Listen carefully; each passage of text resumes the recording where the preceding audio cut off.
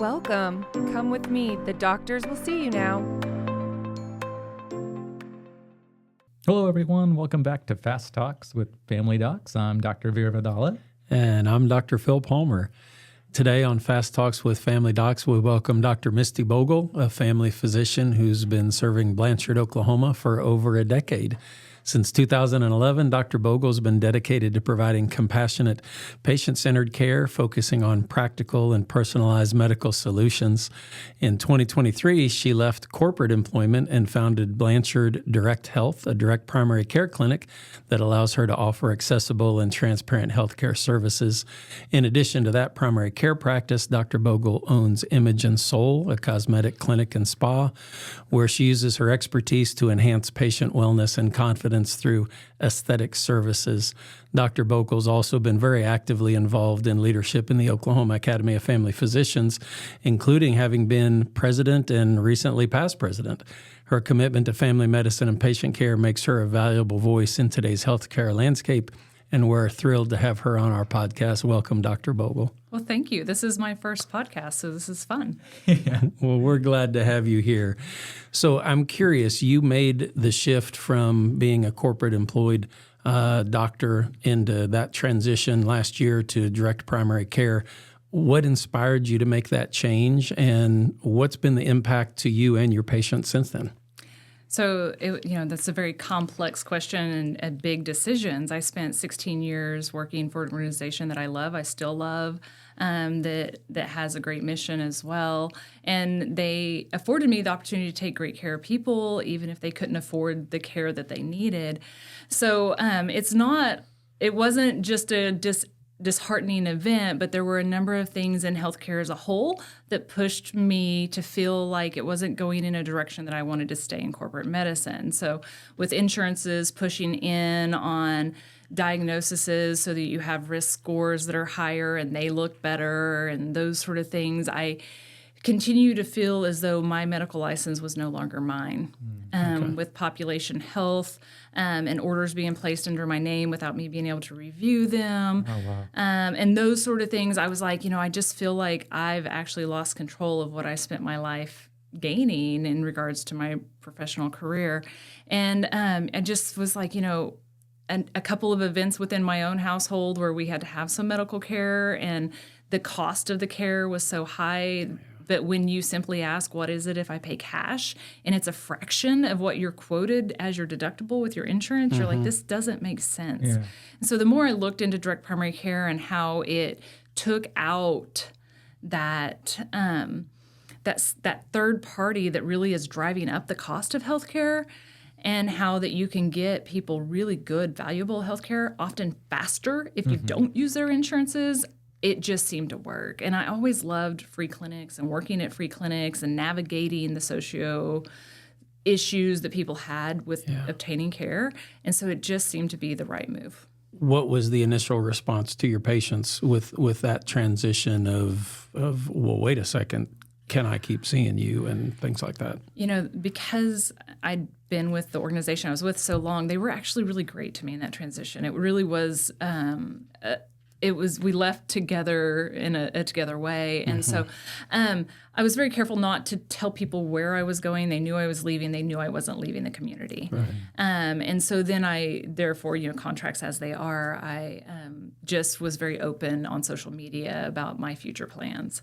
And so the patients would come in and try to engage, but I would, out of respect, not. And once I did move all the emails, all the things coming through, most people were very supportive. It was actually a shocker to me, a number of the people that did follow that I didn't think could afford it, but they found value in either the relationship or the care, or they trusted me enough to know that there was a reason for that move. And so my direct primary care office did fill very quickly. Yeah. So we're still working on refining processes and trying to be efficient and working the EMR in a way that it works well, those sort of things. Yeah. But yeah, it's been impactful to me and my family. I'm really not a great life balance person. I'm a workaholic. I love what I do. And so I just block my schedule. I go to the events. My patients are great. If an event comes up at school and I say, hey, can I move you? I'm going to go to this this event in my kid's school at 3:00, and I'll meet you back up here at 6 p.m. They're like, great. So I do that. I haven't missed a school event since, and I sometimes meet my patients up there at 7 p.m., and we just do what we need to do in that moment. Now, I know there are a couple of DPC entities within the state. Have you partnered with one of those, or have you done this really kind of on your own? I really did it on my own. Really? Wow. So, That's amazing. I had a really good friend that had a tragedy in life, and she needed some cross coverage while she grieved. And I did a minimal amount of cross coverage for her, and I was like, yeah, this is doable. Yeah. And there, the other entities in the state are wonderful organizations and wonderful people, and they were very open to questions and conversations and those sort of things. So I think the DPC community as a whole is a very open community, willing to help each other. Yeah. See the vision. They say that if you've seen 10 DPC offices, you've seen 10 DPC offices, because they're all very unique in what they offer, what they have, what they can provide. So lots of guidance from the people that have done it, but I really just did it out on my own. Yeah, so cool. One of our previous guests was Dr. Kyle Rickner, and so he's wonderful. He's great. He's wonderful. Learned so much about DPC, and it was for some of the younger physicians out there. It's such a unique and interesting model, and it's got a lot of pull. Like people kind of want to. People are very interested in it right now. Very interesting. AFP is also putting out resources for people to learn about it, and they have conferences. So lots of things. It's great. But Dr. Bogle, for you, there's another unique aspect, right? You also own Imogen Soul, which is a clinic and spa as well. Correct. Right? It's such a unique addition to your practice. Can you tell us how that aspect of your care or like cosmetic care complements what you're doing as a family physician, and what kind of motivated you to go down that route as well? Right. So that was a long time ago, actually. So in 2014, I just had entrepreneurial spirit, if you will, and I wanted to have a business. I wanted to do procedures because I'm very procedural. I wanted to make people happy and feel good about themselves, and I didn't want to fight with insurances. So that fight with insurance has been probably the least satisfying part of my career, honestly. So I'm like thinking about what can I do, and then although like I'm really a pretty low maintenance female, I was thinking it'd be real nice to own a laser and not ever have to shave again. So I thought, how can I do that as a tax deduction? And so, wow, Imogen Soul comes about, and I landed this great actually house on the main highway in Blanchard and was able to remodel it and recode it into a business property.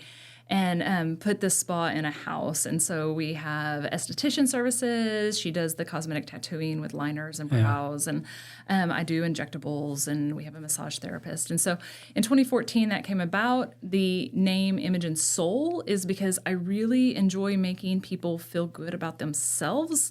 And I think that beauty is often a combination of the person's own perception of themselves and very little what the people looking in are, because you don't really walk around and analyze people. Like that just isn't what most people do.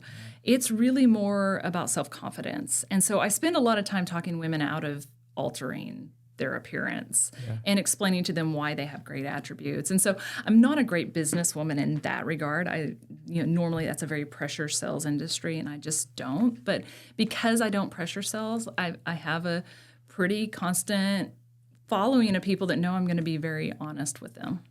Yeah, and that's good.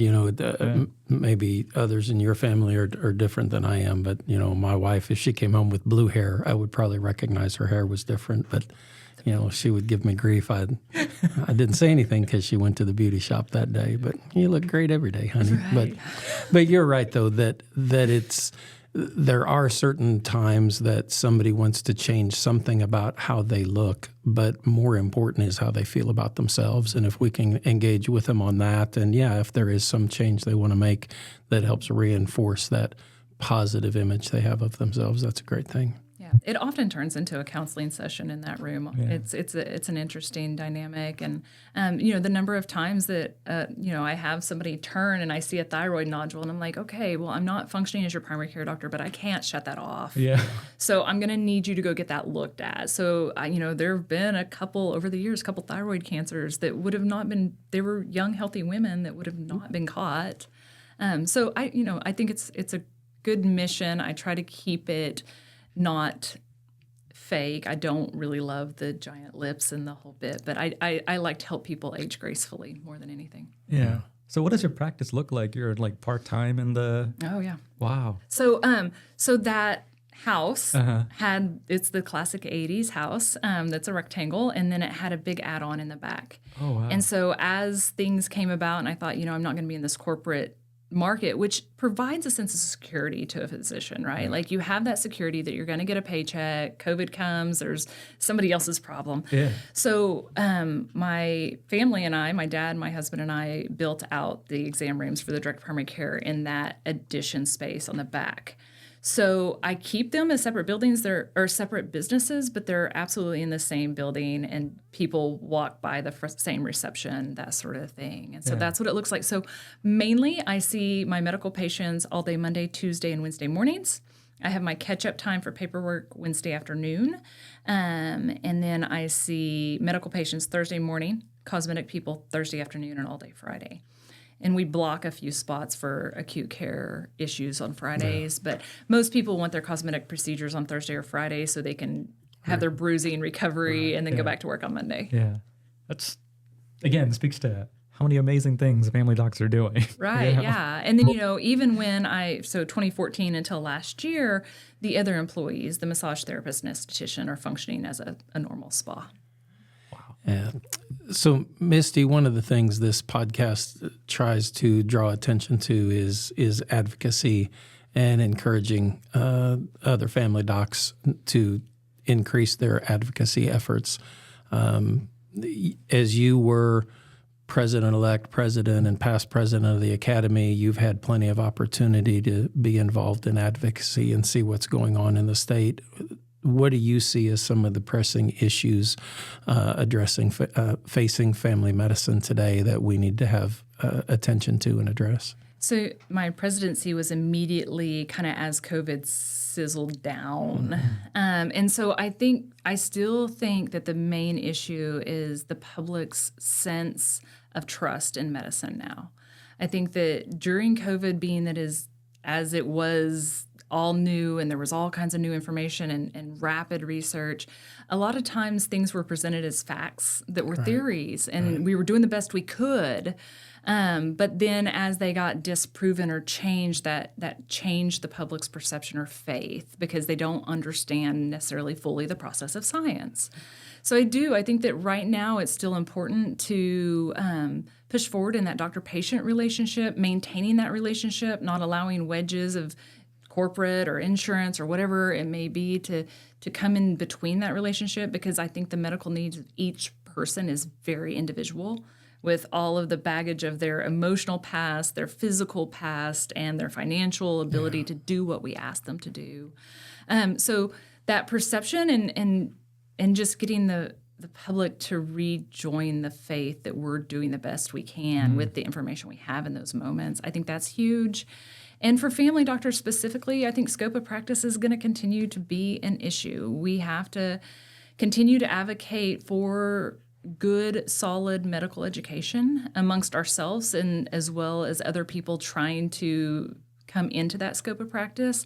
And then we have to make sure that we police ourselves and make sure those other people are policing themselves correctly to maintain a safe environment for our patients. Yeah, I would agree. I think from my perspective, one of the things related to COVID, I agree with you. There was a lot of people trying to do their best, but I think there were a lot of people also fighting to be the first to release that information, and that let the facts slip sometimes. And I think the mainstream media wanted to communicate, wanted to inform, but also wanted to lock in viewers. And then when mistakes were clearly proven, I think there was a very poor job within the mainstream media and with within healthcare leadership that was involved in that, of saying, we made mistakes. We had really lousy models and we're sorry, but here's why we think our new models are better. And I think I agree with you, I think there was a lot of distrust that developed during that 2 to 3 year period that the media needs to play some role in healing that. And again, that's what we hope we can do with this, is using social media as a way to engage people and hear what's going on. And it's the information age, and so the reality is technology will continue to progress with and in medicine. Yeah. And so you have to be careful how you allow that to happen. And then I'll tell you, I'm kind of old. I have a very old soul, so media and how they're not held to be unbiased and to give facts. It just, unfortunately, in the information age, there's just as much bad information as there is good information out there. And so it's very hard to help navigate patients through that, because they have access to that bad information. And they come in and they're certain that these vaccines are terrible. And I'm like, well, they're really not. I gave them to my children. Yeah. And this is why. And so those things of helping them find trust, again, is important. Yeah. Well, I'll say with absolute certainty, as we take a break and end this episode, that everything you hear on the Fast Talks with Family Docs podcast can be trusted, and we look forward to telling you more next time on our next episode with Dr. Misty Bogle. Thank you for joining us today. The doctors would like to see you back for another check-in. Please choose to follow our podcast, and you will automatically be notified when it's time for your next appointment.